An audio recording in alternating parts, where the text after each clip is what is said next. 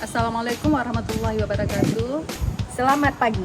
Halo sahabat religi, Kali ini saya akan menanam bibit pohon sebagai implementasi penguatan ekoteologi yang digagas oleh Bapak Menteri Agama, Profesor Dr. Kiai Haji Nasruddin Umar. Yuk sama-sama kita menanam.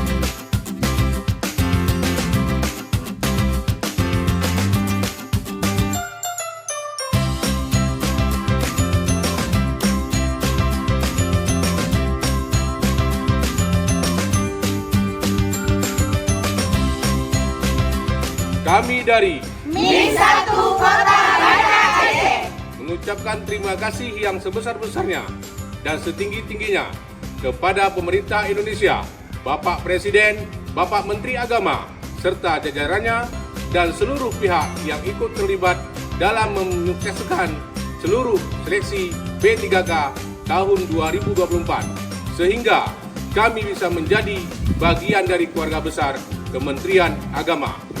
Terima kasih.